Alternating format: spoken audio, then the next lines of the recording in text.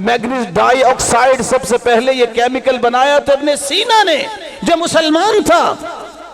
काश किसी को याद हो खुदकार मशीनों के डिजाइन तो उस दौर में सबसे पहले इब्न हैसम ने पेश किए थे।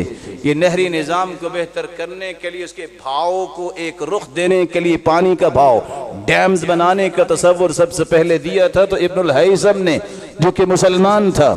और याद रखना चाहिए इस बात को कि 50 से ज़ायद मशीनों के डिज़ाइन, जो पानी पे चलने वाली मशीनें थी, सबसे पहले इब्नुल जज़री ने ये तसव्वुर पेश किया था। और पानी पे चलने वाली घड़ियां सबसे पहले मुसलमानों ने बनाई। ये फातिमा फ़हरी एक औरत ही थी जिसको विरासत से माल मिला, जिसने जामे अल-क़ज़वीन बनवाई और आज भी दुनिया में उसका नाम है। और आज लोग कहते हैं कि साइंस कहती है कि दुनिया पहले धुआं थी। इन साइंसदानों बेवकूफ़ों से कहो कि कुरान पढ़ के ज़रा देखे, कुरान कहता है सुम्मस्तवा इलस्समाइ वहिय दुखानुन, अल्लाह ज़ुल जलाल ने ज़मीन को बनाई, फिर आसमान पर मुस्तवी हुए और वो धुआं था। लेकिन इनको पता होना चाहिए सबसे पहले किसी कौम की बूदोबाश को बेहतर करने के जो उसूल जदीद इमरानियात का बानी समझा जाता है तो इब्न खुल्दून को समझा जाता है, जो इब्न खल्दून की सारी रौनक अल्लाह ने मोमिनों के लिए बनाई है, जिस वजह से काफिरों को भी मिल रहा है, लेकिन क़यामत को सिर्फ मोमिनों के पास रहेगा, काफिर महरूम कर दिए जाएंगे। सवाल करने वाला सवाल कर सकता है दिल में, अब क्यों नहीं है? इसका जवाब आप दो। इसका जवाब मदारस नहीं देंगे, मसाजिद नहीं देंगे। ये सिर्फ दीन की बका के लिए बने और दीन की बका के लिए काम कर रहे हैं। तुमने अरबों खरबों बजट्स बनाए हैं यूनिवर्सिटियों के, कॉलेजेस के, उनसे पूछो तुमने क्या किया है? मुसलमानों को क्यों नहीं बुलंदी अता करने की कोशिश की? तुमने मुसलमानों को मजबूत करने के लिए क्यों नहीं कुछ किया? ये उनसे पूछो। ये उलमा का तो डोमेन ही नहीं रहा, उलमा को तो महरूम कर दिया गया, उनको तो दीवार के साथ लगाने की कोशिश की गई। फिर कहूंगा जब तक ये उसूल, ये मयर्स नहीं आएंगे जो शरीयत ने बयान किए हैं, कभी वो बालादस्ती मुसलमानों को नसीब नहीं होगी। अल्लाह ने इसे अपनी तौहीन समझा, नबी की तौहीन और अपनी आयात की तौहीन समझा। अगला मरहला अल्लाह के रसूल ने फरमाया इर्ताहिलू, जिस जगह पे अहले इल्म की तौहीन है मोहम्मद मुस्तफ़ा नहीं बैठेंगे, उठो यहां से कूच कर जाओ। सहाबा उठे, अल्लाह के ऊँटनी पे बैठे और वो आके कहते या रसूल अल्लाह इन्नमा हिय सवालिक, मैं तो वैसे मजाक कर रहा था। और आपने क्या कहा? कुल अबिल्लाह व आयातिही व रसूलिही कुंतुम तस्तहज़िऊन, अल्लाह से मजाक करते हो, नबी से मजाक करते हो, अल्लाह की निशानियों से मजाक करते हो। और इसी तरह वहां से अपनी ऊँटनी को दौड़ा के ले गए। या अय्युहल्लज़ीना आमनु इत्तक़ुल्लाहा हक़्क़ तुक़ातिही वला तमूतुन्ना इल्ला व अंतुम मुस्लिमून। या अय्युहन्नासु इत्तक़ू रब्बकुमुल्लज़ी ख़लक़कुम मिन नफ़्सिन वाहिदा व ख़लक़ मिन्हा ज़ौजहा वबस्स मिन्हुमा रिजालन कसीरन व निसाअ वत्तक़ुल्लाह अल्लज़ी तसाअलून बिही वल अर्हाम इन्नल्लाह कान अलैकुम रक़ीबा। या अय्युहल्लज़ीना आमनु इत्तक़ुल्लाह वक़ूलू क़ौलन सदीदा युस्लिह लकुम अअमालकुम व यग़फिर लकुम ज़ुनूबकुम वमन युतिइल्लाह व रसूलहु फ़क़द फ़ाज़ फ़ौज़न अज़ीमा। अम्मा बअद फ़अऊज़ु बिल्लाहि मिनश शैतानिर रजीम। ظهر الفساد في البر والبحر بما كسبت أيدي الناس ليذيقهم بعض الذي عملوا وقال الحق سبحانه وتعالى واصبر نفسك مع الذين يدعون ربهم بالغداة والعشي يريدون وجهه ولا تعد عيناك عنهم. اللہ ذوالجلال کا بے پناہ احسان ہے جس نے ہماری رشد و ہدایت کے لیے جہاں نوشتہ ہدایت قرآن مجید کو نازل کیا ہے وہاں اس کی روشنی میں تربیت اور تزکیہ کرنے کے لیے کائنات کی سب سے اعلیٰ ہستی محمد الرسول اللہ صلی اللہ علیہ وسلم کو ہادی و مرشد بنا کے بھیجا.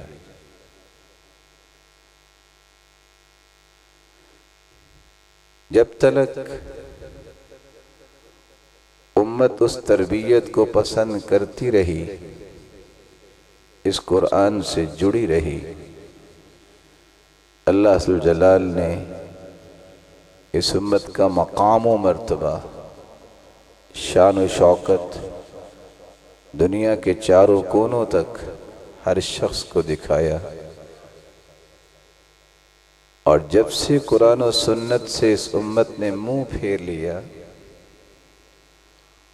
اس وقت سے پریشانیوں نے ڈیرے جما لیے.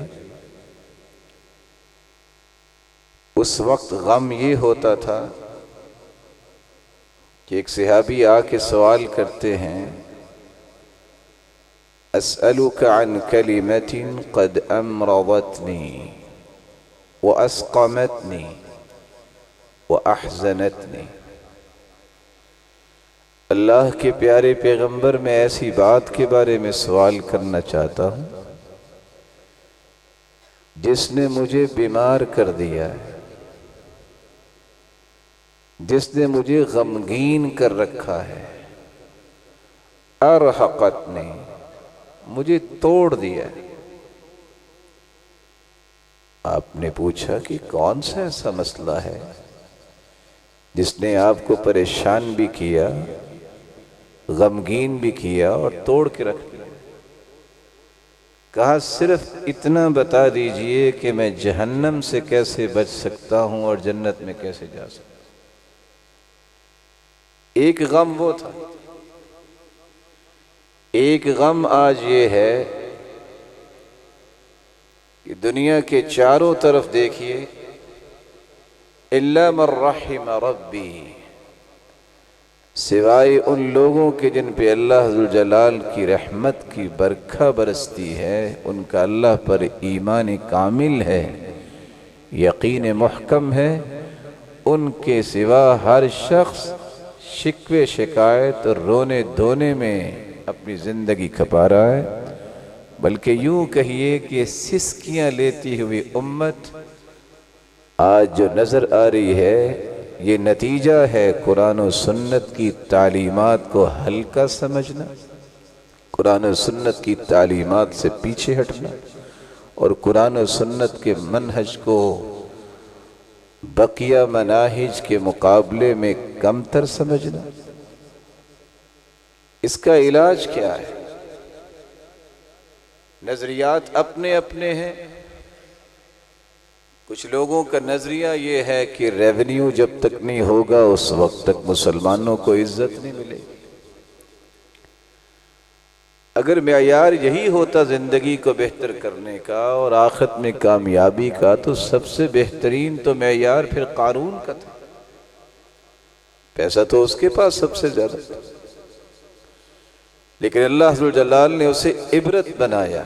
فَخَسَفْنَا بِهِ وَبِدَارِهِ الْأَرْضِ، اس کو بھی دھنسا دیا، اس کے خزانوں کو بھی دھنسا دیا، اور صرف اس کے خزانوں کی چابیاں اٹھانے کے لیے 10 لوگ ہوتے. کسی نے یہ نظریہ پیش کیا کہ جب تک عہدہ اور منصب نہیں ہوگا حالات ٹھیک نہیں ہو سکتے. اگر عہدے اور منصب سے ہی دنیا کا سکون آتا تو سب سے زیادہ تو پرسکون دور فرعون کا ہونا چاہیے تھا، جو کہتا تھا انا ربکم الاعلی نعوذ باللہ من ذالک، میں تمہارا رب ہوں بلند و بالا۔ لیکن اللہ ذو جلال نے صرف اسے مارا نہیں ہے بلکہ دنیا کے لیے عبرت بھی بنایا۔ کسی کا نظریہ یہ ہے کہ ووٹ بینک ہونا چاہیے، افرادی قوت ہونی چاہیے، میرے فالورز زیادہ ہونے چاہیے۔ اگر یہی معیار شریعت کے ہوتے تو سب سے زیادہ کامیاب تو پھر شیطان ہے۔ اس وقت بھی 7.5 ارب لوگ جو دنیا میں بستے ہیں، 6 ارب تو کافر ہیں۔ مسلمانوں کی تعداد تو 1.5 ارب جو اس سے کچھ زیادہ ہے۔ یہ افرادی قوت، یہ ووٹ بینک، یہ فالورز کے لیے اپنے آپ کو گھائل کرتے رہنا زندگی میں، یہ زندگی کا کوئی کامیابی کا معیار نہیں ہے۔ آپ تشریف رکھیے بات۔ اس لیے آج بھی اگر امت اپنا کھویا ہوا مقام حاصل کرنا چاہتی ہے تو اسے ان معیارز کی طرف ہی رجوع کرنا ہوگا جن کی روشنی میں رسول اللہ صلی اللہ علیہ وسلم نے صحابہ کرام کی تربیت کی تھی۔ یہ وطن عزیز جو بہت بڑی نعمت ہے، پوچھئے ان کو آزادی کی نعمت کیا ہوتی ہے جو 40 سال کے بعد ان کو سورج نظر آیا۔ پوچھئے ان سے جن کی ولادت بھی ہوئی تو جیلوں میں، اور ان کو یہ بھی پتہ نہیں ہے کہ دنیا کیا ہوتی ہے، ان سے پوچھئے آزادی کی نعمت کیا ہوتی ہے۔ اس وطن عزیز کے باسی اگر آج بھی یہ تمنا رکھتے ہیں کہ ہم مثالی مسلمان بنے، ہمارا وہ شان و شوکت، وہ رعب و دبدبہ، وہ مقام و مرتبہ واپس پلٹ کے آ جائے، تو 5 باتوں پہ انہیں غور کرنا ہوگا۔ اور یاد رکھیے گا علماء کی 3 ہی قسمیں ہیں۔ ایک ہوتا ہے عالم ملہ، عالم ربانی، جو صرف قرآن و سنت کی روشنی میں رہنمائی دیا کرتا ہے، اسے اس سے کوئی غرض نہیں ہوتی کہ کوئی راضی ہوتا یا نہیں ہوتا۔ ایک ہوتا ہے عالم دولہ، حکومتی ملا کا کام یہ ہوتا ہے کہ صرف وہ فتویٰ دے گا جس سے حکومت خوش ہوتی ہے، اس کی یہ غرض نہیں ہوتی کہ قرآن و سنت کی بات ہے کہ نہیں ہے، اور قرآن و سنت بگڑتا ہے کہ نہیں بگڑتا، اس کا یہ ڈومین نہیں ہوتی، یہ عالم سود۔ اور تیسرا وہ ہوتا ہے عالم امہ، عوامی ملا، اس کا کام یہ ہوتا ہے جو لوگ پسند کریں گے میں وہ کام کروں، اس کو اس سے غرض نہیں ہوتی کہ اللہ اور اس کے رسول کی بات کی جائے۔ آج بھی اگر کوئی تبدیلی چاہتا ہے، بڑے ادب سے، بڑے احترام سے اسے یہ 5 باتیں سمجھنی چاہیے۔ پہلی چیز، آپ کی عمر 40 سے 50 سال ہے، آپ کو 150 سال بھی عمر مزید مل جائے، جب تک توحید کو خالص نہیں کریں گے کبھی سکون نہیں آئے گا۔ یہ پیرامیٹرز اللہ کے بنائے ہوئے ہیں۔ الذین آمنوا ولم يلبسوا ایمانهم بظلم اولئک لهم الامن وهم مهتدون۔ جو ایمان لاتے ہیں پھر شرک کی آمیزش نہیں کرتے، اللہ نے امن رکھا ہی ان کے لیے۔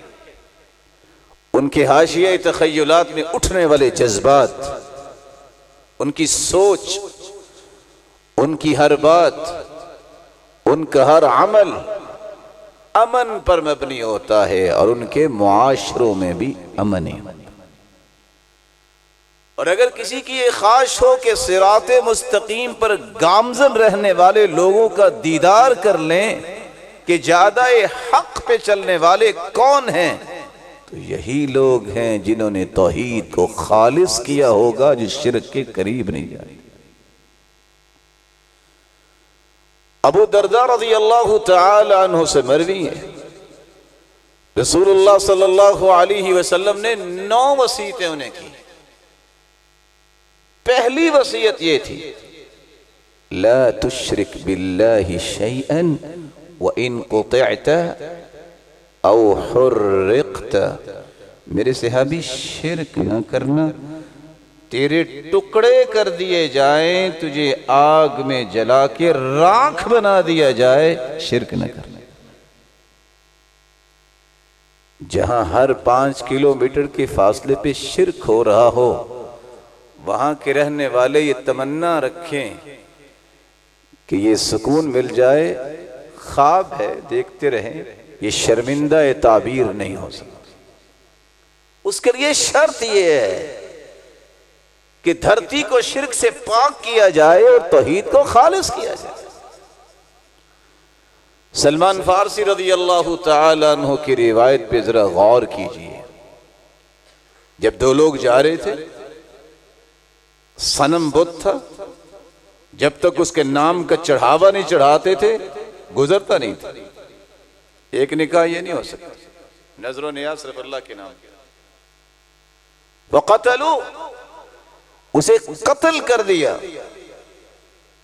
دوسرے کو کہا قرب ولو ذبابا، کہا مکھی ہی کیوں نہ ہو تم اس کا ہی چڑھاوا چڑھا دو۔ اس نے کہا مکھی ہے، چڑھاوا چڑھایا، چھوڑ دیا گیا۔ حدیث کیا بیان کرتی ہے؟ جو قتل ہو گیا وہ جنت میں گیا، جس نے مکھی کی کوئی قیمت نہیں سمجھی، مخلوق تو اللہ کی تھی، چھوڑ دیا گیا، لیکن اس گناہ کے بدلے جہنم میں چلا گیا۔ اگر مکھی کے نتیجے میں وہ جہنم میں گیا ہے، جو 10 من دودھ جو بھجوانے والے ہیں فلاں اور فلاں جگہ پہ، ان بیچاروں کا کیا بنے؟ جو 1.5 لاکھ اور 5 لاکھ کی چادریں لے کے جاتے ہیں، ان کا کیا بنے گا؟ آپ کو صرف غصہ آتا ہوگا۔ میں آپ کا بھائی یہ کہنا چاہتا ہوں، مجھے ترس بھی آتا ہے۔ اللہ نے عقل دی ہے، اللہ اس کو صحیح استعمال کرنے کی توفیق عطا فرمائے۔ توحید کے بغیر یہ خواب شرمندہ تعبیر نہیں ہو سکتا۔ شاید کہ کسی نے اکیلے بیٹھ کے سوچا ہو، یہ بیچارے کمزور لوگ، ارض حجاز کے لوگ، ان کی تاریخ پڑھ کے دیکھیے، آج تو بڑی باتیں کرتے ہیں، ان کو پاکستان سے مدارس کے لیے ڈونیشن جایا کرتے تھے۔ یا رب، ان کو اللہ نے یہ طاقت اور یہ کمال کی چیزیں دی ہے تو صرف اس لیے کہ انہوں نے توحید کو خالص کیا۔ اس سے پہلے تو پیٹرول نہیں تھا۔ دوسری چیز، اگر آپ اپنی زندگی کے یہ خواہشات پوری کرنی چاہتے ہیں کہ مقام و مرتبہ مسلمانوں کا ہو، تو دوسرا کام یہ کیجیے، جب تک آپ زندگی کے ہر زاویے کو سنت کے مطابق نہیں کرتے،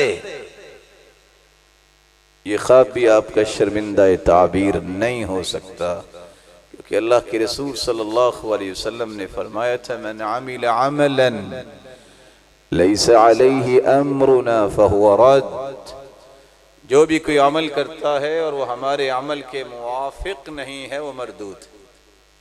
اور ساتھ یہ وعید سنائی تھی، وَجُعِلَ الذُّلُّ وَالصَّغَارُ عَلَى مَنْ خَالَفَ أَمْرِي، جس نے میری مخالفت کی، ذلت و رسوائی اس قوم پہ ڈال دی جائے۔ دیانتداری سے سوچئے، میری عبادات، میری تجارت، میری معیشت، میری معاشرت، میری سیاست، کیا یہ اللہ کے رسول صلی اللہ علیہ وسلم کے طریقے کے مطابق؟ میں علم کا دعویٰ بھی کروں، میں عبادت بھی کروں، لیکن میری عبادت میں اللہ کے رسول کے طریقے کا رنگ اور روئی نہ ہو، یہ قبول کیسے ہو؟ کہ صحابہ کرام تجارت نہیں کرتے تھے؟ کیا انہوں نے سیاست نہیں کی؟ انہوں نے تجارت کی۔ اٹلی سے لوگ چلتے کہتے ملنا ہے تو عثمان بن عفان کو ملنا ہے، عبد الرحمن ابن عوف کو ملنا ہے۔ یہ لوگ دھوکہ کھا تو لیتے ہیں لیکن دھوکہ دیتے نہیں۔ یہ لوگ جھوٹ نہیں بولتے۔ ان لوگوں جیسا سامان کسی کے پاس نہیں ہوگا۔ یہ ذو المجاز کی منڈیاں جو ہے ان میں نام اگر گھومتا تھا تو عثمان اور عبد الرحمن ابن عوف کا ڈھونڈتا۔ یہ آپ تنزانیہ سے لے کے پوری پٹی جو 21 ممالک کی ہے، ان کی ہسٹری کو کھولیے۔ کون گیا ہے اسلام کی دعوت دینے؟ کون گیا ہے درس دینے؟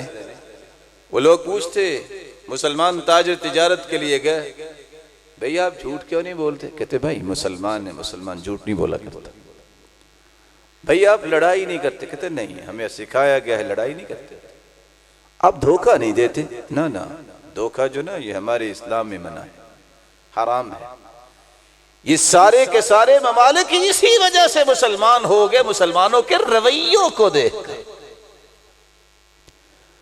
سیاست تو بنی اسرائیل کے لوگ بھی کرتے تھے۔ کانت انبیاء بنی اسرائیل تسوسہم، انبیاء جو ہیں بنی اسرائیل کے سارے سیاست کرتے تھے، لیکن سیاست کا مطلب تھا حسن تدبیر، حسن انتظام، مانیٹرنگ کرنا، کہاں غلطی ہے اس کی اصلاح کرنا۔ آج کل کی سیاست کی میں بات نہیں کر رہا، یہ ہے سوس سے۔ سوس کا مطلب ہے کیڑے نکالنا، گالی دینا، الزام لگانا، لیگ پولنگ کرنا اور پیسہ ضائع کرنا، گالیاں دینا۔ اس کا دین کی سیاست سے کوئی تعلق نہیں۔ تو جب تک سنت کے مطابق میری عبادت اور معیشت اور معاشرت اور سیاست بلکہ زندگی کا ہر زاویہ سنت کے مطابق نہیں ہوگا، ذلت اور رسوائی سے بھی نہیں بچ سکتے، اور نہ ہی یہ خواہش پوری ہو سکتی ہے کہ وہ شان و شوکت نظر نہ۔ پھر آپ صرف دشمن کی تعریف ہی کر سکتے ہیں، جیسے آج مسلمان کرتے نظر آتے ہیں۔ جس کو یورپ جانا مل جائے تو جو ہی لینڈ کرتا ہے پاکستان تو سب سے پہلے وہ امریکہ اور یورپ کے فضائل کی بات کرتا ہے، اس کو کوئی اور چیز یاد نہیں رہتی۔ کاش کسی نے رونا ہے تو ان مسکینوں کے ایمان پہ رو لے، جو کافروں سے متاثر ہوتا ہے، جو مومنوں سے متاثر نہیں ہوتا۔ تیسرا کام جس سے آپ کی یہ خواب پوری ہو سکتی ہے، جب تک آپ فرائض کی پابندی نہیں کرتے تو آپ یہ بھول جائیں کہ اللہ کی مدد نازل ہوگی۔ آپ سنت تو یہ ہے نا کہ ہاتھ ملا کے آپ دعا کریں، آپ اتنے بھی ہاتھ کھول لیں کچھ نہیں ہوگا۔ یہ اپنا ذوق ہے نا آپ کا، کیونکہ ہم نے جو دیکھا اس کو کرنے کی کوشش کرتے ہیں، یہ نہیں دیکھتے کہ محمد مصطفیٰ نے کیا کیا ہے۔ میں آج کہاں سے وہ ڈھونڈ کے لاؤں ابن سماع جو کہتے تھے کہ 40 سال ہو گئے میں نے کوئی نماز جماعت کے بغیر نہیں پڑھی۔ آج وہ کہاں سے ڈھونڈ کے لائیں؟ سعید بن مسیب جو کہتے تھے 50 سال ہو گئے اذان تو مؤذن بعد میں کہتا ہے میں پہلی صف میں بیٹھا ہوتا ہوں۔ وہ کہاں سے ڈھونڈ لائیں؟ سلیمان ابن مہران الاعمش جو کہتے ہیں لم تفتنی التکبیرۃ الاولی منذ 70 سنہ، 70 سال ہو گئے میری تکبیر اولا فوت نہیں ہوگی۔ یہ میں کیوں کہہ رہا ہوں؟ کہ اللہ کے رسول نے فرمایا تھا انما ينصر الله هذه الامه بضعيفها بدعوتهم وصلاتهم واخلاصهم۔ اس امت پہ اللہ ذوالجلال کی مدد نازل ہوگی تو کمزوروں کی وجہ سے، پاورفل لوگوں کی وجہ سے نہیں۔ یہ راز بھی سمجھنے والا جو کسی کو سمجھ نہیں آتا۔ کمزور کون ہے؟ جن کو لوگ کمزور کہتے ہیں وہ اللہ کے نزدیک کمزور نہیں ہیں۔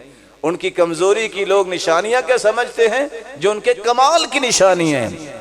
اخلاص، نماز کی پابندی، خیر خواہی اور مسلمانوں کی دعائیں کرنے والے، جب یہ تین صلاحیتیں ہوں گی تو اللہ ذوالجلال کی رحمت کی برکھا برس جائے۔ آج نماز کے بعد فرائض میں سے یہ بات کسی کو سمجھ ہی نہیں رہی کہ ایسا علم سیکھنا بھی فرض ہے جس کے بغیر نہ دنیا میں گزارا ہے، نہ قبر میں گزارا ہے، نہ حشر میں گزارا ہے، اور کوئی بھی اس کے بارے میں دلیل نہیں سنی جائے گی۔ وہی تین سوالوں کا علم جو سنن نبی داؤد کی روایت ہے، قبر میں بھی پوچھا جائے گا، من ربک، تیرا رب کون ہے؟ ما دینک، تمہارا دین کیا تھا؟ ماذا تقول فی هذا الرجل الذي بعث فیکم، اس ہستی کے بارے میں کیا جانتے ہو جو مبعوث کی گئی؟ جو رب، رسول اور دین کے بارے میں نہیں جانتا، وہ دنیا جہان کی فتوحات کی باتیں بھی کر لے، اللہ کی ہاں اس شخص کی کوئی بھی قیمت نہیں۔ اور یہ حدیث نے بتایا ہے کہ جب یہ تین سوال کیے جائیں گے تو جواب دینے والے تو جواب دیں گے جو مومن ہوں گے۔ تو پھر فرشتے پوچھیں گے کہ آپ کو یہ جواب کیسے آئے؟ تو وہ کیا جواب دیں گے؟ قرأت القرآن وعملت بما فی وصدقت، میں نے نا قرآن پڑھا تھا، اس کے مطابق عمل کیا تھا، اور میں نے تصدیق کی تھی جو میرے رب نے فرمایا نا سچ فرمایا۔ تین سوال، تین جواب، پھر سوال اور تین جواب، اور تین ہی انعامات کا نزول اسی وقت۔ اللہ کی طرف سے آواز آتی ہے، صدق عبدی، میرے بندے نے سچ کہا ہے میرے فرشتوں۔ یہ تین چادروں میں اسے لٹا کے چلے گئے، نہیں، پہلا انعام یہ ہے، البسوہ لباس الجنہ، اسے جنتی لباس پہنا دو۔ اسے مٹی پہ لٹا کے چلے گئے، کیونکہ سنت بھی یہ ہے کہ نیچے کچھ نہیں بچھانا چاہیے، نہیں، افرشوا لہ فراش الجنہ، اس کے نیچے جنتی بچھونے بچھا دو۔ یہ چھوٹی سی قبر میں، چھوٹے سے گراؤندے میں، مٹی کے گراؤندے میں چھوڑ کے چلے گئے۔ اس کی قبر کو اتنا کھول دو، مد بصری، جہاں تک اس کی نظر جاتی ہے، اور اتنی قبر اس کی کھول دو، وَافْتَحُوا لَهُ بَابًا إِلَى الْجَنَّةِ، اور جنت کا ایک دروازہ بھی کھول دو، فَيَأْتِيهِ مِن رِيحِهَا وَرَوْحِهَا، جنت کی ہوائیں بھی آئیں اور جنت کی خوشبوئیں بھی آئیں۔ اور اگر تینوں سوالوں کا جواب نہ آیا، جو میں توجہ دلانا چاہتا ہوں کہ یہ علم فرض عین ہے، کوئی بھی اس میں عذر نہیں سنا جائے گا۔ من ربک، ما دینک، ماذا تقول فی هذا الرجل الذي بعث فیکم، اگر اس کا جواب نہ آیا، اور جواب کیوں نہیں آئے گا؟ حدیث کہتے ہو، کہے گا ہاں لا ادری، مجھے نہیں پتا۔ یہ ہاں کیوں کہے گا؟ کأنه يتذکر شیئا ولم يذکر، سوچے گا یہ سنا تو تھا، مولوی لوگ کہتے تو تھے لیکن یاد نہیں آئے۔ دوسری روایت میں آتا ہے، کہے گا اقول کما یقول الناس، میں لائی لگ تھا، جیسے لوگ کہتے تھے ویسے ہی کہتا تھا۔ نتیجہ کیا نکلے گا؟ آواز آئے گی، پہلے فرشتے کہیں گے لا دریت ولا تلیت، نہ تو نے قرآن پڑھا نہ تمہیں سمجھ آئی۔ اللہ فرمائے کہ ان کذب عبدی، جھوٹ بول رہا ہے یہ بندہ میرا۔ نتیجہ کیا نکلے گا؟ یہ تین چادروں میں چھوڑ کے چلے گئے ہیں، یہ اس کے بھی لائق نہیں ہے، البسوہ لباس النار، آگ کا لباس اسے پہنا دو۔ یہ مٹی تو ٹھنڈی ہے، یہ اس پہ لٹا کے چلے گا، یہ اس کا بھی مستحق نہیں ہے۔ افرشوا لہ فراش النار، اس کے نیچے جہنم کے کوئلے بچھا دو۔ فَيُضَيَّقُ عَلَيْهِ قَبْرُ حَتَّى تَخْتَلِفَ أَضْلَاعُهُ، قبر کو تنگ کیا جائے گا یہاں تک کہ اس کی ہڈیاں ایک دوسرے کے اندر چلی جائیں گی، اور پھر قیامت تک سزاؤں کا سلسلہ شروع ہو جائے گا۔ فَيُضْرَبُ بِمَطَارِقَ مِنْ حَدِيدِ ضَرْبَ بَيْنَ أُذُنَيْهِ، یہاں سائنس پڑھنے والے بھی بیٹھے ہوں گے کہ آج بتانے والے بتاتے ہیں کہ میمری کارڈ انسان کا یہاں ہے، 1400 سال پہلے اللہ کے رسول نے بتایا دو کانوں کے درمیان مطرقہ ہتھوڑے سے وار کریں گے فرشتے کہ پوری دنیا اکٹھی ہو جائے اس کو اٹھا نہیں سکتی. لو ضرب بها جبل لكان ترابا, اگر وہ کسی پہاڑ پہ مار دیا جائے تو پہاڑ مٹی بن جائے, ریزہ ریزہ ہو جائے.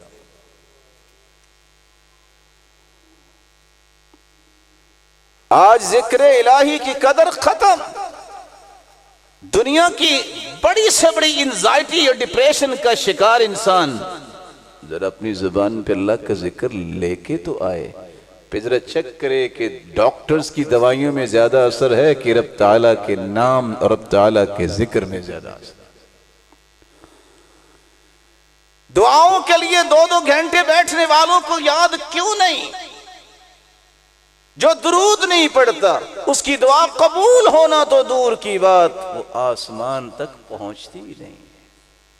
اور اللہ کے رسول نے فرمایا تھا جو درود پڑھنا بھول گیا سمجھ لو وہ جنت کا خطی طریق الجنہ, وہ جنت کا راستہ ہی بھول. یہ 5ویں ذمہ داری تھی دعوت کا کام کرنا. کوئی بھولا ہوا اسے ادب سے, احترام سے, نرمی سے, اخلاق سے سکھانا, پڑھانا, سمجھانا. ختم. یہ ناراض نہ ہو جائے, یہ ناراض نہ ہو جائے. اچھا رب ناراض ہو جائے, یار ناراض نہ ہو.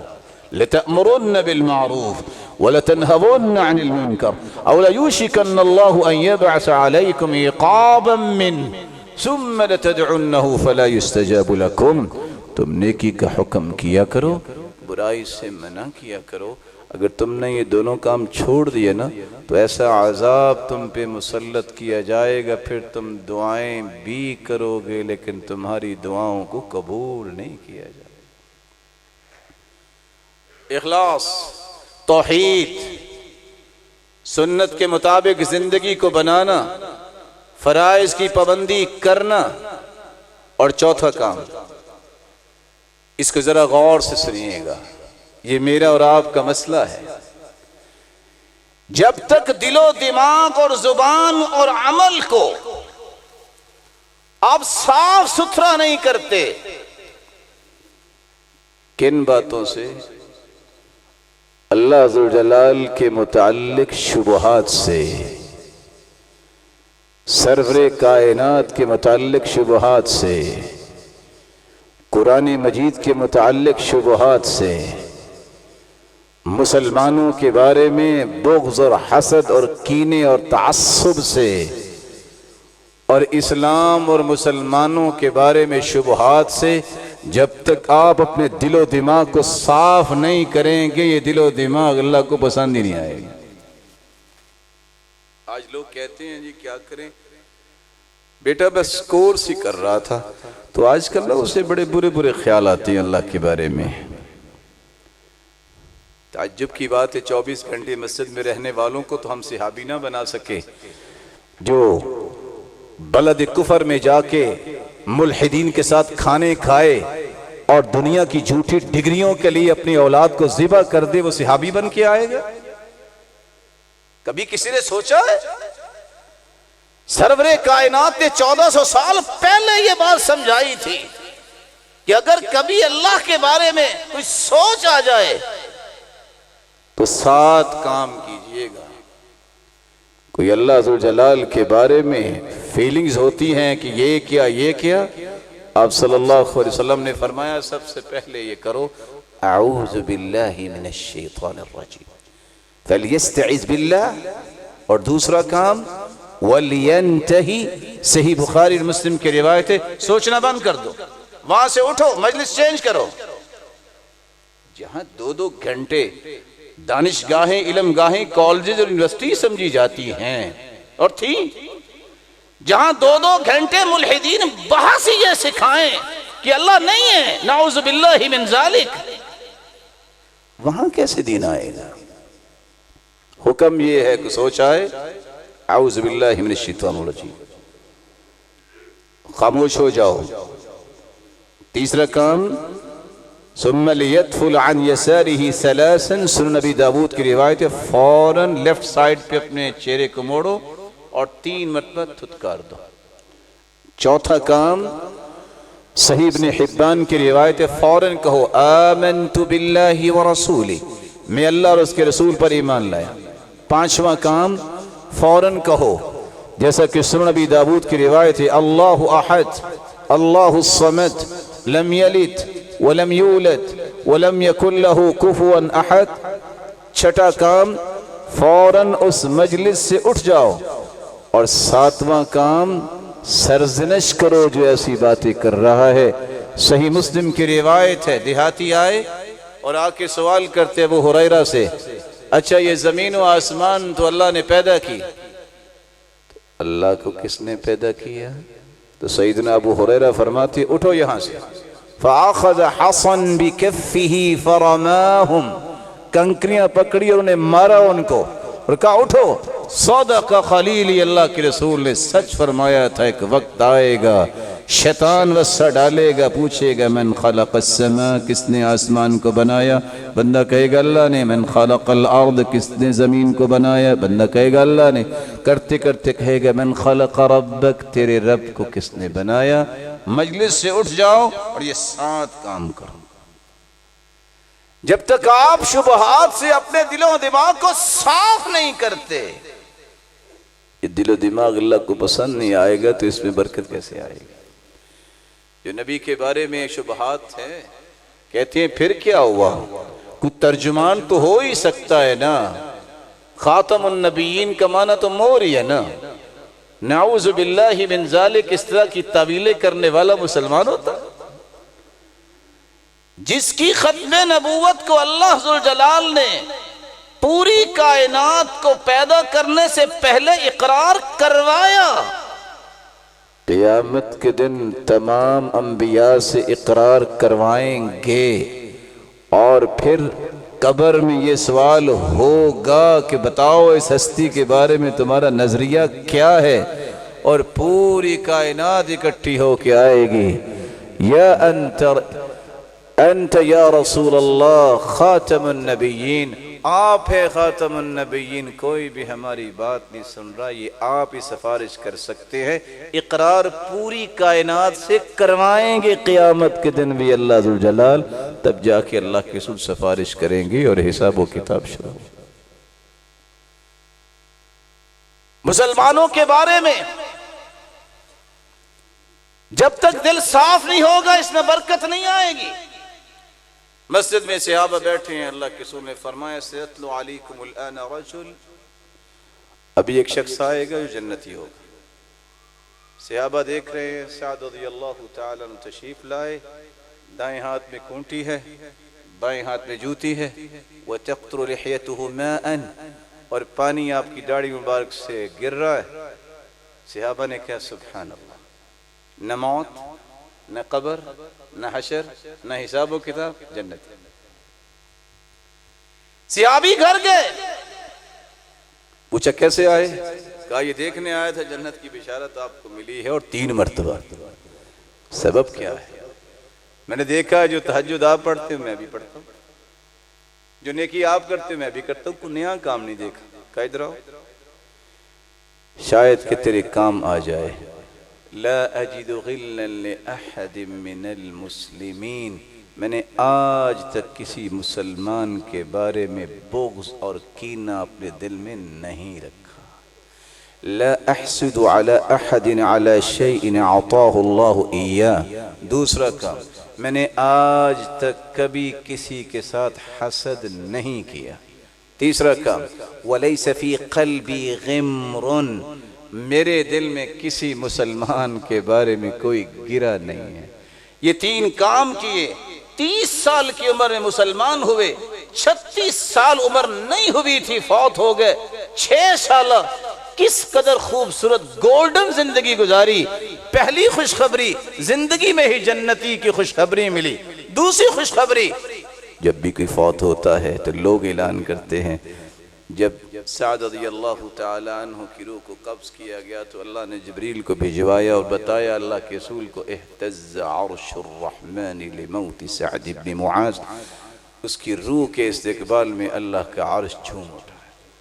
جنازے پہ جا رہے تھے، تیسری خوشخبری، اللہ کے رسول سے صحابہ پوچھتے ہیں اللہ کے رسول صلی اللہ علیہ وسلم سے کہ اللہ کے رسول آپ کیسے آپ چل رہے ہیں؟ لوگ تو اتنے نہیں. کہاں 70,000 فرشتے آسمان سے جنازے میں شامل ہونے کے لیے آئے ہیں، وہ ساتھ ساتھ چل رہے ہیں. جب تک دل و دماغ اسلام کے بارے میں، مسلمانوں کے بارے میں صاف نہیں ہوگا، اپنے بھائی کی بات یاد رکھیے گا، 100 سال بھی آپ زندہ رہے اپنی اولادوں کو کافروں کے در و دربار پہ ذبح کرتے رہو گے، کبھی شان و شوکت تمہیں نصیب نہیں ہوگا. یہی وجہ ہے کہ مسلمانوں نے جب تک قرآن و سنت کے ساتھ جڑے، اللہ نے کمال دیا.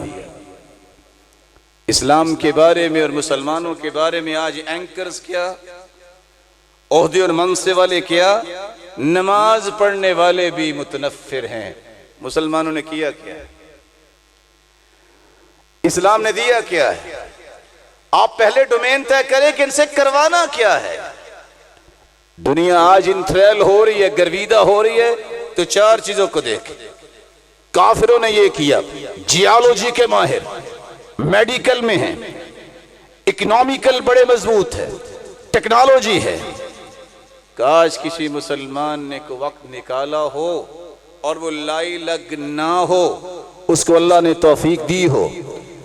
اگر پڑھے لکھے یہاں بیٹھے ہیں تو مجھے بتائیں، ارضیات اور جیالوجی کو پڑھنے والے بابائے ارضیات مغرب نے بھی مانا ہے تو کس کو؟ ابن سینا کو، جو مسلمان تھا. دنیا کا سب سے پہلا نقشہ، تفصیلی نقشہ، اور پھر زمین کو 7 خطوں میں تقسیم کرنا اور ہر خطے کی تفصیل لکھنا، یہ بر اعظموں کی تقسیم سب سے پہلے کرنے والے کون ہیں؟ یہ ابو عبداللہ محمد الاویسی ہیں، مسلمان ہیں. یہ نزہۃ المشارق، نزہۃ المشتاق فی اختراق الآفاق، کاش کسی نے یہ کتاب پڑھی ہو. یہ اسلام آباد سے 160 کلومیٹر کے فاصلے پہ جہلم، وہاں پنڈ دادن خان اور وہاں ساتھ ہی نندنا قلعہ میں بیٹھ کے پوری زمین کا نصف قطر جو ہے وہ بیان کرنے والا، لکھنے والا کون تھا؟ البیرونی تھا. وہ مسلمان ہے، کوئی انسٹرومنٹ نہیں تھے اس وقت. آج سائنس کلا بازیاں لگانے کے باوجود بھی یہ طے کر سکی ہے کہ وہ 6338 نہیں ہے، 6353 ہے، اور اس پہ بھی اتفاق نہیں ہے. صرف 15 کلومیٹر کا فرق جو ایک قلعے میں بیٹھ کر اس نے حساب کر کے دے دیا. مسلمان تھا. 150 کتابیں ریاضی میں لکھنے والا کون ہے؟ میتھ کا وہ کمانڈر البیرونی ہے. کون تھا؟ مسلمان ہے. زمین پر آنے والے زلزلوں کی سب سے پہلے سائنسی وجوہات بیان کرنے والا کون تھا؟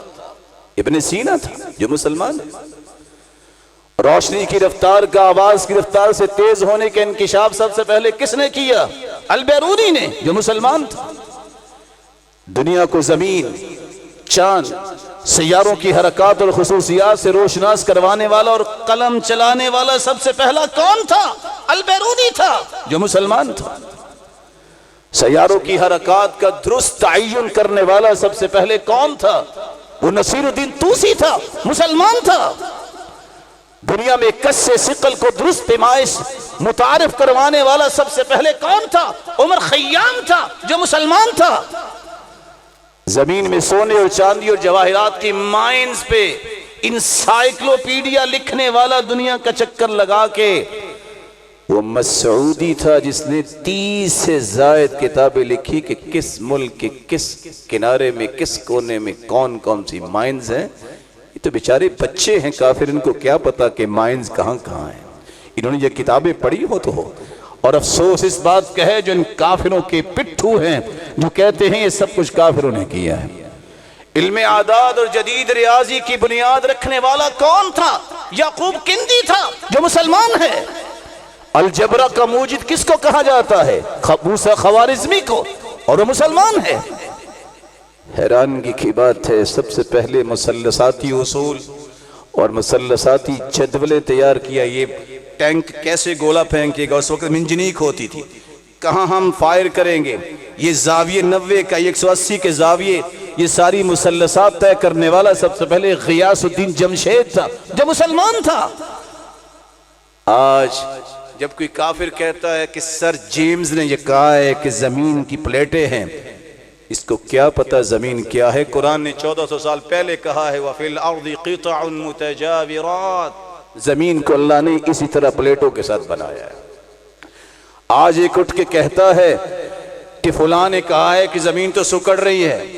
ارے تم نے قرآن پڑھا ہو، تمہیں پتا ہو، اولم یرو انا نأتی الارض ننقصها من اطرافها، ان قریب وقت آئے گا کہ تم دیکھو گے کہ زمین اپنے کناروں سے سکڑنا شروع ہو جائے گی۔ تو 1400 سال پہلے قرآن نے بیان کر دیا۔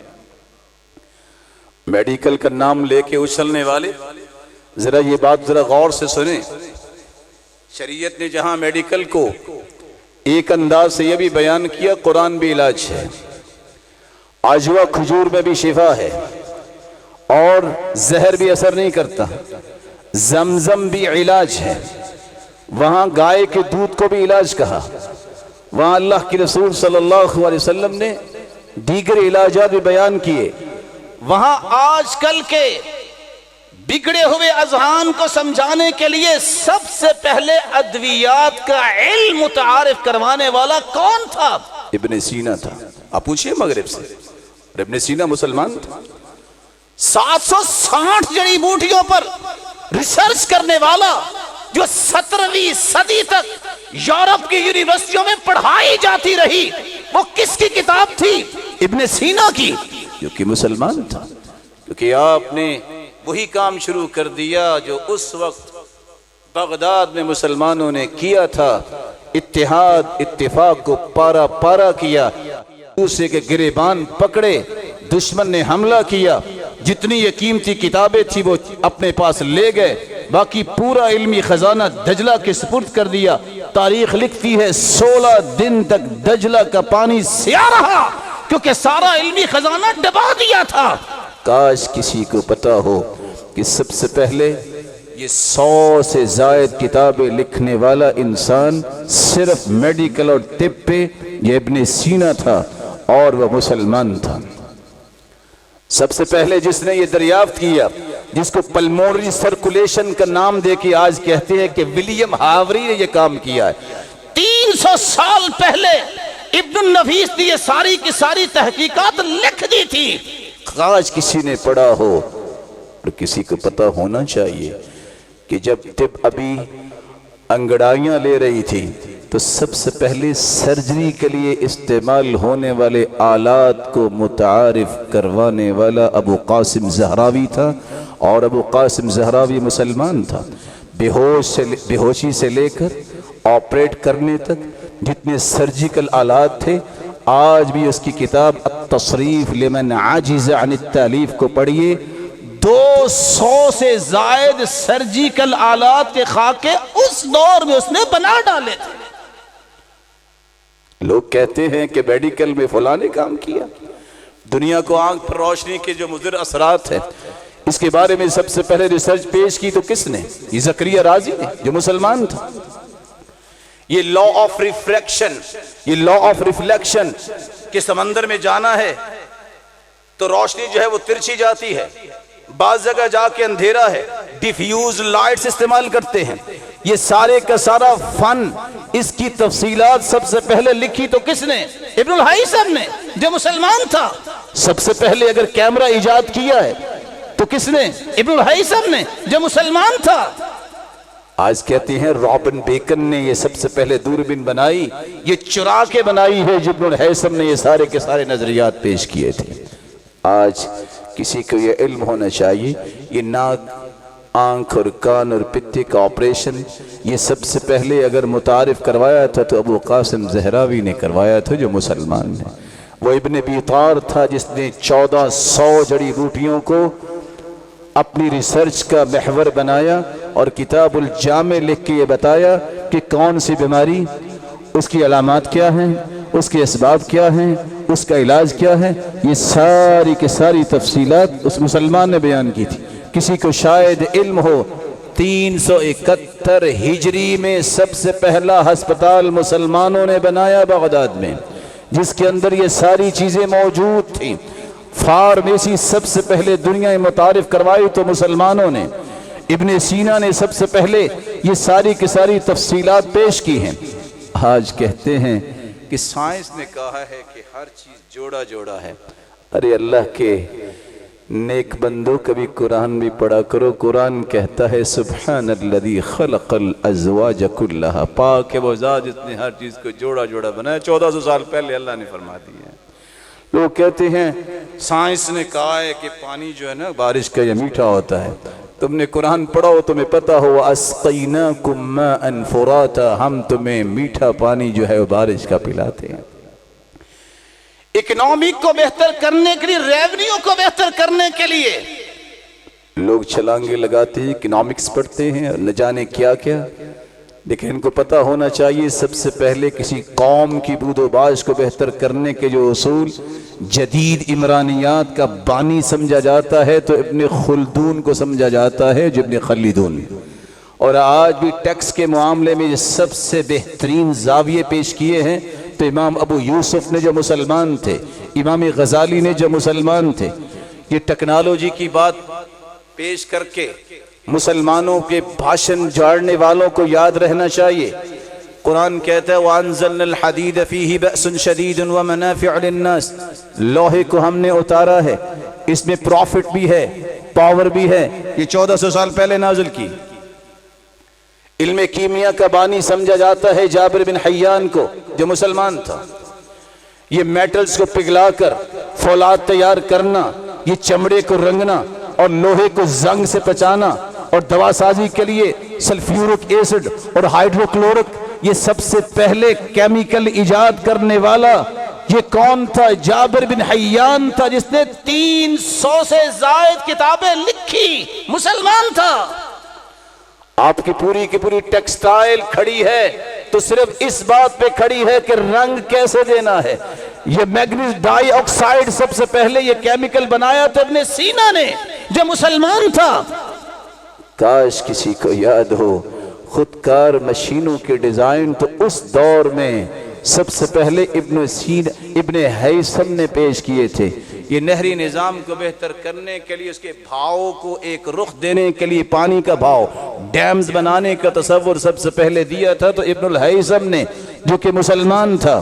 اور یاد رکھنا چاہیے اس بات کو کہ 50 سے زائد مشینوں کے ڈیزائن، جو پانی پہ چلنے والی مشینیں تھی، سب سے پہلے ابن الجزری نے یہ تصور پیش کیا تھا، اور پانی پہ چلنے والی گھڑیاں سب سے پہلے مسلمانوں نے بنائی۔ یہ فاطمہ فہری ایک عورت ہی تھی جس کو وراثت سے مال ملا، جس نے جامع القزوین بنوائی، اور آج بھی دنیا میں اس کا نام ہے۔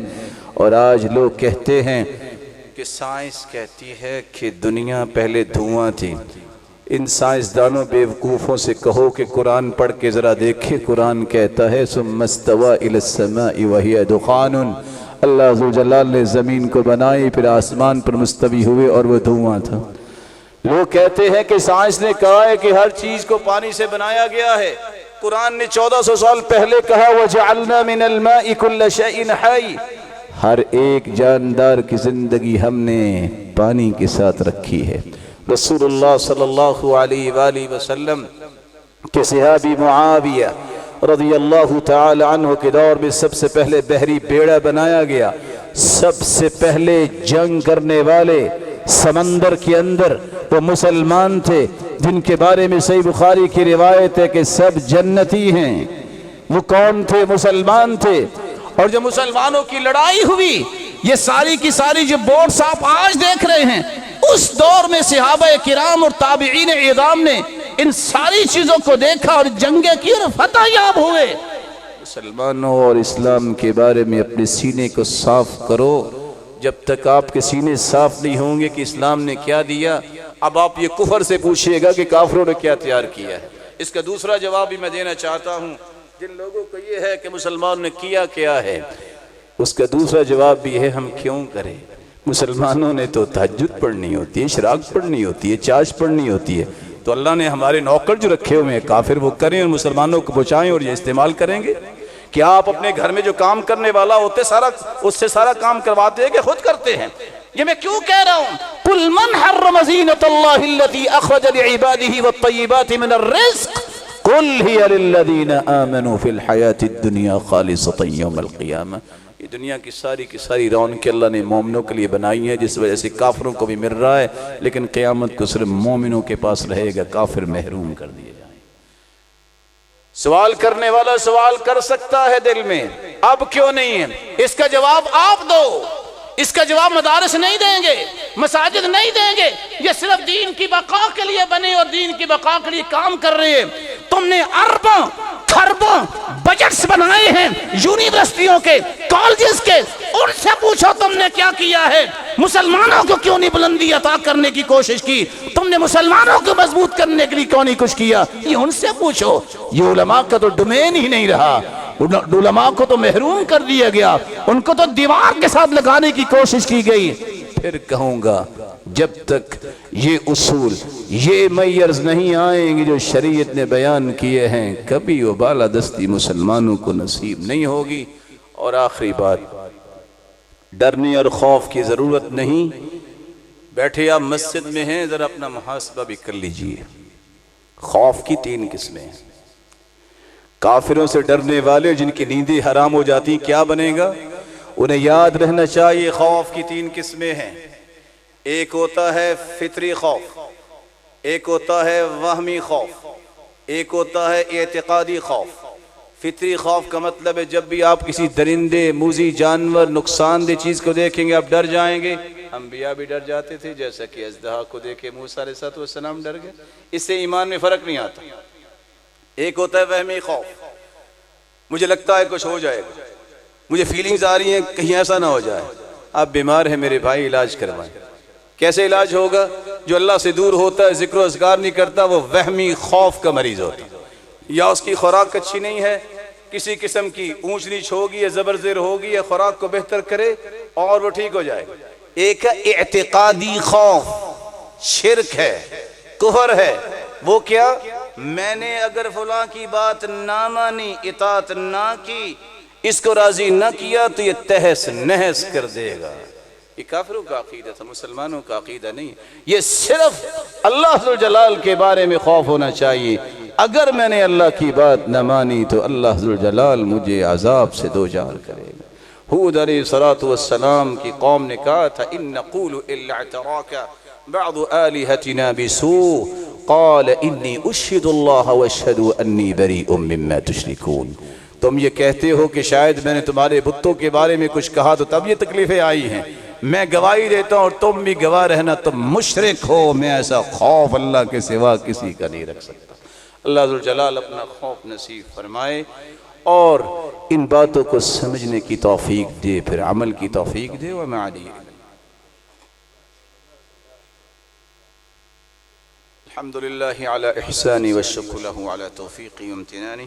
اما بعد، توحید، سنت کے مطابق عمل، فرائض کی پابندی اور دل و دماغ کو صاف کرنا، اللہ تعالیٰ کے بارے میں شبہات سے، قرآن مجید اور اسلام کے بارے، مسلمانوں کے بارے میں شبہات سے، اور 5ویں ذمہ داری، جب تک آپ اہل علم کے ساتھ نہیں جڑیں گے اور اہل علم کی غیبت اور چغلی اور توہین سے باز نہیں آئیں گے، کبھی عزت نہیں پائیں گے۔ یہ معیار اللہ نے بنائے ہیں، یہ میری اور آپ کی بات نہیں۔ ایک شخص نے صرف اتنا ہی کہا تھا کہ یہ قرآن پڑھنے والے تو بڑے بزدل ہوتے ہیں، تو صحابی نے کہا تھا کذبت لعمر اللہ ولکنک رجل منافق، تم منافق ہو اور اللہ کی قسم جھوٹ بول رہے ہو۔ جن کے سینوں میں قرآن ہوتا ہے ان سے بڑا بہادر کوئی نہیں ہوا کرتا۔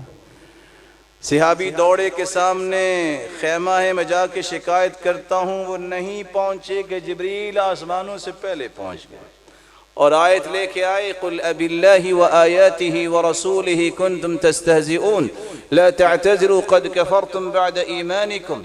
تم اللہ سے مذاق کرتے ہو، اللہ کی نشانیوں سے مذاق کرتے ہو، اللہ کے رسول سے مذاق کرتے ہو۔ بات تو صحابہ کے بارے میں بھی تھی، اہل علم کے بارے میں ہوئی تھی کہ یہ قرآن پڑھنے والے بزدل ہیں، بس ان کو کھانے کا ہی خیال ہوتا ہے۔ اللہ نے اسے اپنی توہین سمجھا، نبی کی توہین اور اپنی آیات کی توہین سمجھا۔ اگلا مرحلہ اللہ کے رسول نے فرمایا ارتحلوا، جس جگہ پہ اہل علم کی توہین ہے محمد مصطفیٰ نہیں بیٹھیں گے، اٹھو یہاں سے کوچ کر جاؤ۔ صحابہ اٹھے، اللہ کے رسول اونٹنی پہ بیٹھے اور وہ آ کے کہتے ہیں یا رسول اللہ انما ہی سوالک، میں تو ویسے مذاق کر رہا تھا۔ اور آپ نے کیا کہا؟ قل اب اللہ وآیاتہ ورسولہ کنتم تستہزئون، اللہ سے مذاق کرتے ہو، نبی سے مذاق کرتے ہو، اللہ کی نشانیوں سے مذاق کرتے ہو۔ اور اسی طرح وہاں سے اپنی اونٹنی کو دوڑا کے لے گئے۔ رسول اکرم صلی اللہ علیہ وآلہ وسلم نے یہ سمجھا دیا کہ جو اہل علم کی عزت نہیں کرتا وہ کبھی برکت نہیں حاصل کرے۔ ابن عساکر بیان کرتے ہیں لحوم العلماء مسمومہ من شم مرض ومن اکل مات، علماء کا گوشت بڑا زہریلا ہوتا ہے۔ کیا مطلب؟ غیبت کرنا یہ مسلمان بھائی کا گوشت کھانا ہے۔ ابن عساکر نقل کرتے ہیں کہ علماء کا گوشت بڑا زہریلا ہوتا ہے، جو اس کو سونگ لیتا ہے وہ بیمار ہو جاتا ہے، جو غیبت کی سوچتا ہی ہے نا وہ ایمانی طور پہ بیمار ہو جاتا ہے، اور جو یہ گوشت کھا لیتا ہے تو اس کو سزا کیا ملتی ہے؟ من اطلق لسانه في العلماء بالسلب بلاه الله قبل موته بموت القلب، اللہ اس کے دل کو مردہ کر دیتے ہیں ایمانی طور پر مرنے سے پہلے۔ اور امام ابن القیم رحمۃ اللہ علیہ فرمایا کرتے تھے دین آیا ہے دو جگہوں سے، مسجد سے اور مسجد والے سے۔ جو مسجد سے متنفر ہو جائے آدھے دین سے فارغ، اور جو مسجد والے سے متنفر ہو جائے سمجھ لو پورے دین سے محروم۔ اور جو علماء کے بارے میں زبان کھولتا ہے پہلی سزا اس کی اولاد میں کوئی دیندار باقی نہیں رہے گا، کیونکہ اس نے اس مشن پہ ضرب لگانے کی کوشش کی جس کی بنیاد محمد مصطفیٰ نے رکھی تھی۔ میں اور آپ برے ہو سکتے ہیں لیکن یہ مشن، یہ منہج جو محمد مصطفیٰ نے شروع کیا ہے یہ برا نہیں ہو سکتا۔ رسول اللہ صلی اللہ علیہ وآلہ وسلم نے سکھایا تھا دعا کیا کرو، دعا دیا کرو اور دعا لیا کرو۔ ایسے کام کرو کہ لوگ دعائیں دیں اور مسلمانوں کے لیے دعا کیا کریں۔ اور میں سب سے پہلے گزارش کروں گا کہ اپنی اولادوں کے لیے دعا کیا، کیونکہ اب جو ماحول ہے وہ یہ بتا رہا ہے کہ اگلے 20 سے 25 سال بعد نہ جانے کس کی اولاد کس وقت مرتد ہونے کے لیے تیار ہو جائے گی، کیونکہ ماحول ایسا بن گیا۔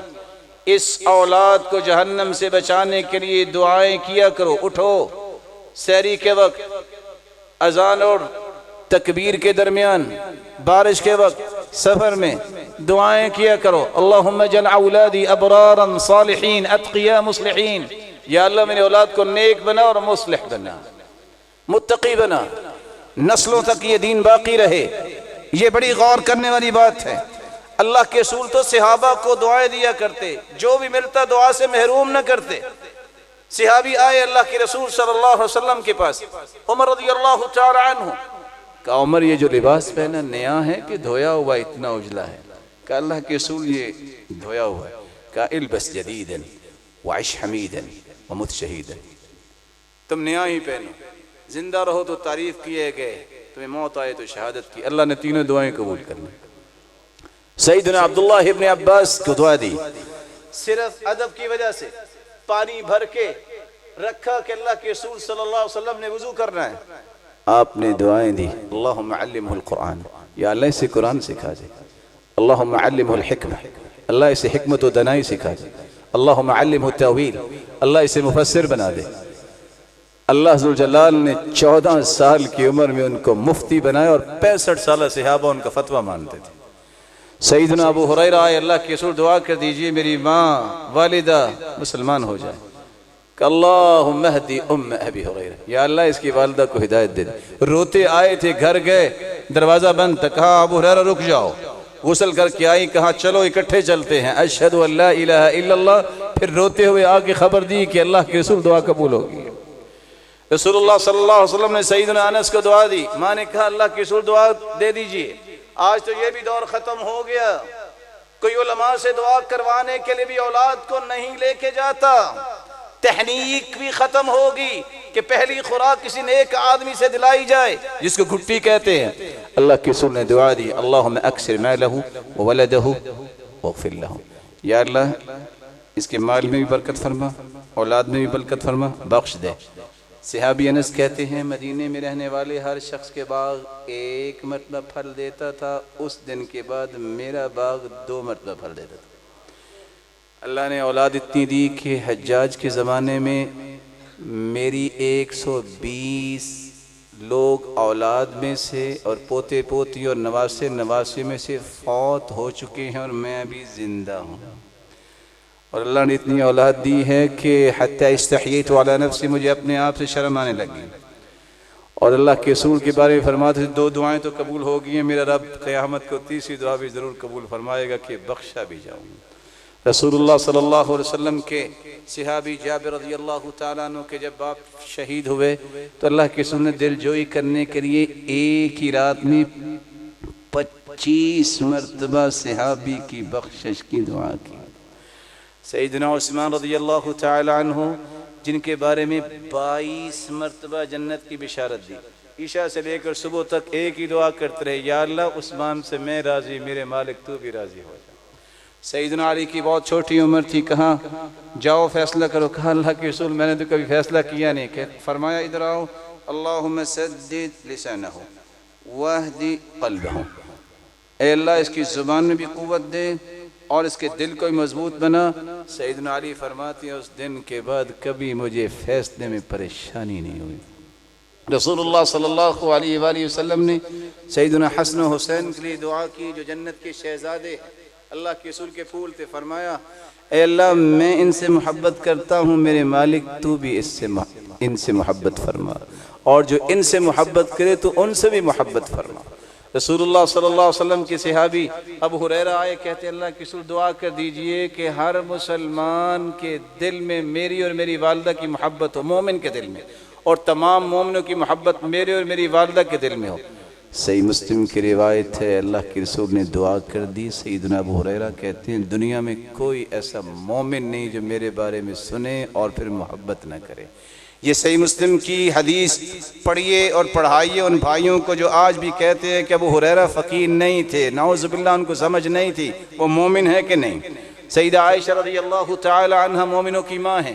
جب ایک شخص نے آ کے کہا کہ فلاں تو آپ کے بارے میں برا کہتا ہے، کہا انا ام المؤمنین لست بام المنافقین، میں مومنوں کی ماں ہوں، منافقوں کی ماں نہیں ہوں. رسول اللہ صلی اللہ علیہ وآلہ وسلم کے صحابی کس خوبصورتی سے دعا لیتے ہیں. کہا اللہ کے رسول گھوڑے پہ بیٹھتا ہوں گر جاتا ہوں، کیا کروں؟ فرمایا ادھر آؤ اللہم ثبتہ واجعلہ ہادیا مہدیا، اللہ اس کو مضبوط بنا، اس کو ہدایت یافتہ بنا. جریر بن عبداللہ البجلی کہتے ہیں پھر زندگی میں میں کبھی گھوڑے سے گرا نہیں ہوں. سیدنا معاویہ رضی اللہ تعالیٰ عنہ کو اللہ کے سنے دعا دی اللہم علم الکتاب والحساب وقہ العذاب، اللہ اس کو حساب و کتاب کرنا سکھا، اس کو لکھنا سکھا اور اس کو عذاب سے بچا. اللہم اجعلہ ہادیا مہدیا واہد بہ، اللہ اسے ہدایت یافتہ بنا اور اس کے ذریعے ہدایت عطا فرما. رسول اللہ صلی اللہ علیہ وآلہ وسلم کے صحابی عمرو بن اخطب پانی پیش کیا، بال تھا، شرمندہ ہو گئے، جلدی سے صاف کیا. اللہ کی سنے چھوٹی سی دعا دی لیکن کتنی مبارک. اللہم جمل ہو، بچے کی ادب کو دیکھ کے دعا دی اللہم جمل ہو، یا اللہ اسے خوبصورت رکھنا. کہتے ہیں 93 سال میری عمر ہوگی، میرا ایک بال بھی داڑھی اور سر کا سفید نہیں ہوا. رسول اللہ صلی اللہ علیہ وآلہ وسلم نے یمن کے لیے دعا کی یا اللہ ان کے دل میں ایمان کی محبت ڈال اور انہیں لے آ. اور الفاظ یہ تھے اللہم اقبل بقلوبہم وبارک لنا فی صاعنا ومدنا. میں بھی دعا کروں گا یا اللہ یہ اسلام اور مسلمانوں سے متنفر ہونے والے اللہم اقبل بقلوبہم الی الایمان والمؤمنین، یا اللہ ان کے دلوں میں ایمان کی محبت پیدا فرما، یہ واپس مومنوں کی محبت میں آ جائیں اور کافروں کی محبت ان کے دل سے نکال دے. اللہ ذوالجلال جس طرح یہاں جمع ہیں ہم سب کو جنت الفردوس میں جمع فرمائے. اپنے محبوب کا ساتھ نصیب فرمائے اور اپنے دیدار کا مستحق بنائے۔